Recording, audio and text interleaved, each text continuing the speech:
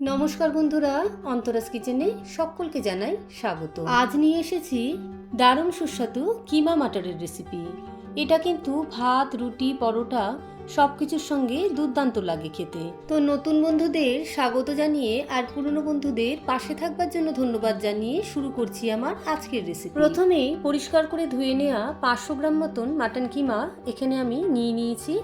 এবার কিছু মশলা দিয়ে আমি এটা একটু ম্যারিনেট করে রাখবো। তার জন্য 1.5 চামচ মতন প্রথমে ভিনিগার দিলাম, 1/2 চামচ হলুদ গুঁড়ো, 1/2 চামচ লঙ্কার গুঁড়ো দিয়ে বেশ ভালো করে এটা মাখিয়ে নিচ্ছি। সাথে দিয়ে দিচ্ছি 1 থেকে 1.5 চামচ মতন কাঁচা সর্ষের তেল। সবটা দিয়ে বেশ ভালো করে মাখিয়ে নিয়ে আমি কিছুক্ষণের জন্য ওটা রেখে দিলাম। এবার কড়াতে সর্ষের তেল গরম করে নিয়ে তাতে কেটে রাখা আলুর টুকরোগুলো দিয়ে পরিমাণ মতো নুন আর হলুদ দিয়ে আলুটাকে আমি হালকা লালচে করে ভেজে নিয়ে কড়া থেকে তুলে নিচ্ছি। এবার ওই তেলেতেই কিছু আস্ত মশলা আমি ফোড়ন দিয়ে দিলাম। দিয়ে দিচ্ছি এলাচ, লবঙ্গ, দারচিনি, তেজপাতা আর সামান্য একটু পরিমাণে জয়িত্রী। দিয়ে দিচ্ছি কেটে রাখা পেঁয়াজ কুচি। পেঁয়াজটাও আমি হালকা লালচে করে ভেজে নেব।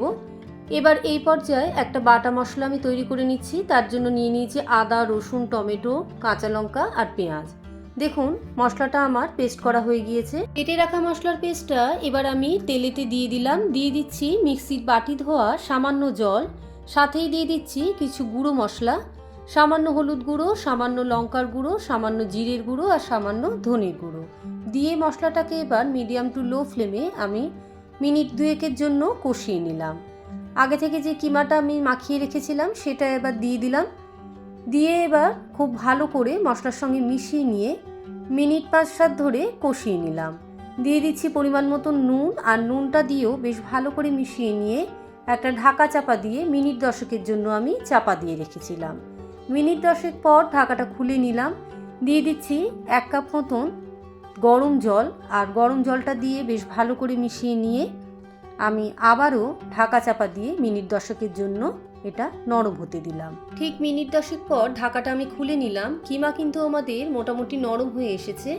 এবার দিয়ে দিচ্ছি কিছুটা ছাড়ানো মটরশুঁটি, আগে থেকে ভেজে রাখা আলুর টুকরো আর কিছুটা ধনেপাতার কুচি। খুব ভালো করে মিশিয়ে নিয়ে একদম শেষ পর্যায়ে এবার আমি দিয়ে দিচ্ছি 1/2 চামচ গরম মশলার গুঁড়ো আর 1 থেকে 1.5 চামচ মতন ঘি আর গরম মশলা গুঁড়োটা দিয়ে খুব ভালো করে নেড়েচেড়ে মিশিয়ে নিলেই তৈরি হয়ে গেল কিন্তু আমাদের দারুণ স্বাদের কিমা মাটার রেসিপি। তো বন্ধুরা, আমার আজকের রেসিপিটা যদি ভালো লেগে থাকে তবে অবশ্যই লাইক করবেন, শেয়ার করবেন আর আমার চ্যানেলটা সাবস্ক্রাইব করে আমার পাশে থাকবেন। আজ তবে এখানেই শেষ করছি। ধন্যবাদ।